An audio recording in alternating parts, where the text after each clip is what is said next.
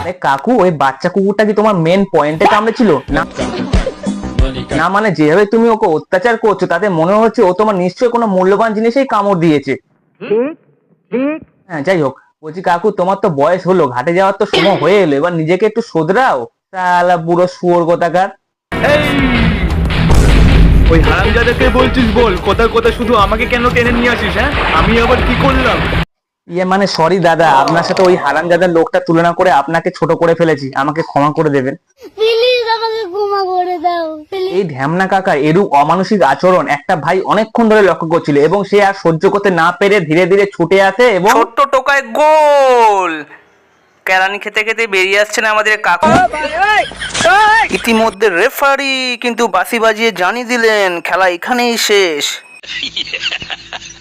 তা বন্ধুরা, প্রত্যেকটা পাড়ায় এরকম নিষ্ঠুর ও ঢ্যামনা লোক থাকবেই থাকবে। বলেন কি? যদি দেখো তারা কোনো অবলা প্রাণীর উপর অত্যাচার করছে তাহলে কিচ্ছু করবে না, ছুটে গিয়ে বুকের ছাতা সোজা লাথি মেরে দেবে, ব্যাস। সমাজে এমন প্রজাতির অনেক মানুষ আছে যাদের রাস্তাঘাটে চলাফেরা করার সময় দেখতে পাবেন কোনো কুকুর বিড়াল দেখলে নাকে রুমাল চাপা দেয় কিংবা কাপড় চাপা দেয়, জানি না কেন এটা করে থাকে।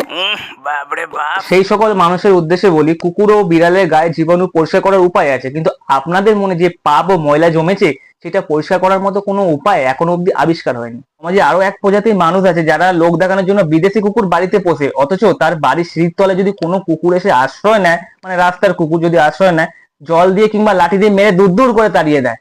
কিছু কিছু লোক আছে জানি না কুকুর বিড়াল দেখলে তাদের মাথায় কি ভর করে ভগবান জানে। আমার মাথা নষ্ট, কি যে কষ্ট।